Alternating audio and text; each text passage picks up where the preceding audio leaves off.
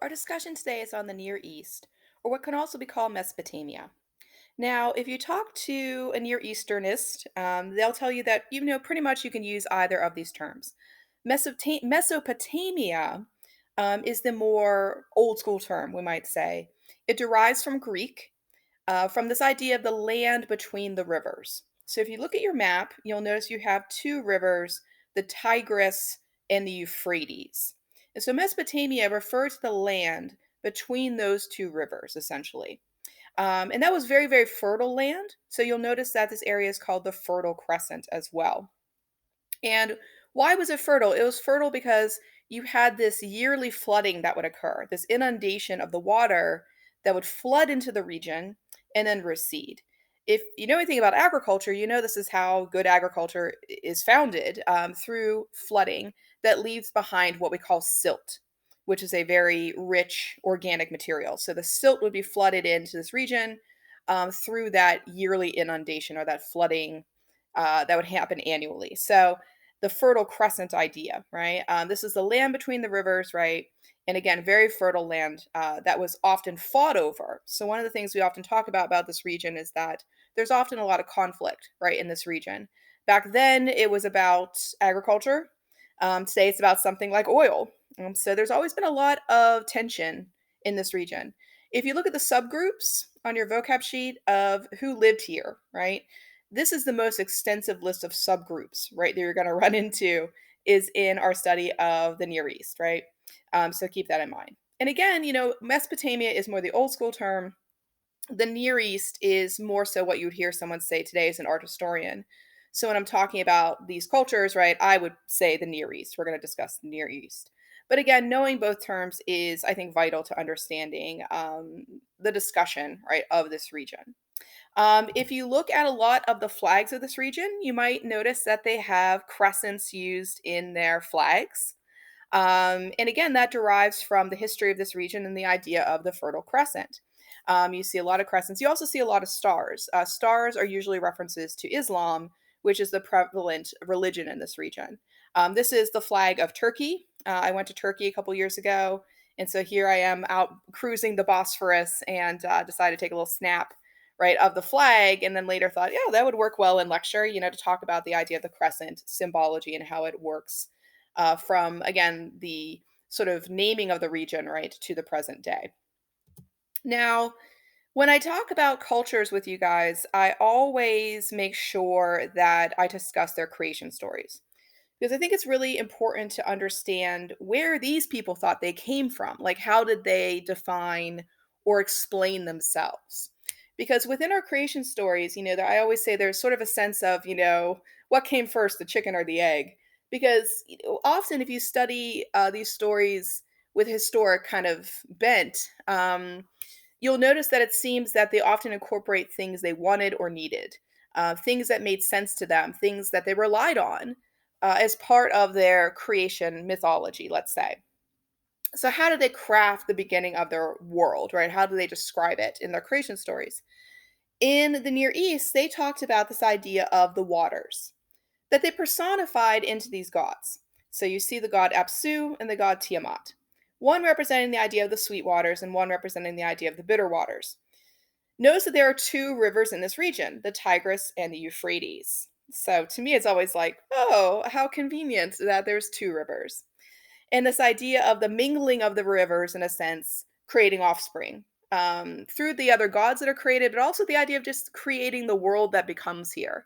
So notice that they take the yearly flooding and personify it in a sense, right? They make it into how they became able to be here as a culture in the first place.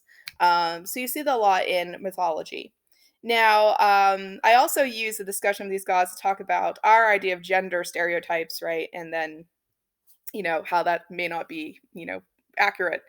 I always ask in class, for people to vote, who do they think the guy is and who do they think the girl is, right? Who's the man, who's the woman? And usually people vote that Apsu is the woman because their gender stereotype within our culture is usually that women are sweet, sugar and spice and everything nice, that's what little girls are made of. And I'm always like, nope, sorry. So if you were guessing that the woman was the bitter, good for you. Um, And, I would say a lot about the gender roles towards sort of women at this time were usually fairly more negative. If you look at Chinese culture, the idea of the dark and the yin and the yang is the woman, the female, the feminine. And often the woman is sort of a crazy kind of creature. So you'll notice here, Tiamat is actually represented as this kind of crazy um, winged beast that her son Marduk is having to kill. And so you often see the idea of the feminine being attacked or destroyed, right, in some kind of way. So sorry, ladies. This is sort of how you get represented in early mythology, unfortunately.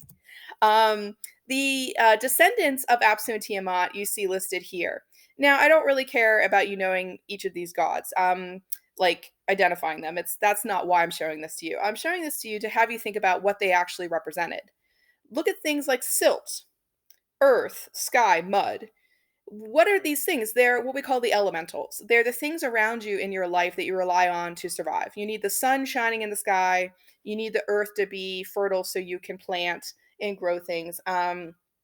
So we always talk about how as early humans move towards a sense of more of a stable type of religion, right? What do they create as far as gods? They create more what we call elemental gods, a god of the sun, a god of the moon, a god of the earth, things like this. So that's why I show you these gods to have you have a sense of, as we study early religion, what's the foundation of it? A lot of it's usually elemental.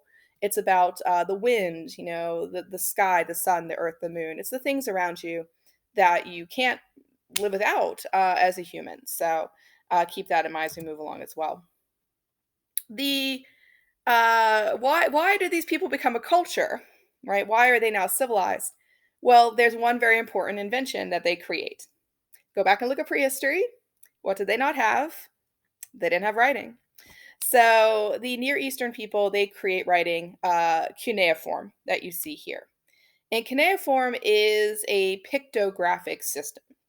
So it's a system of pictures that connote meanings. And pictographs are usually actually paired up with phonograms or sounds.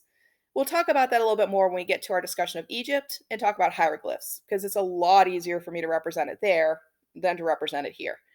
Why? Cuneiform, unfortunately, is only partially translated. There's no key for it. There's no sense of how we can unlock it fully.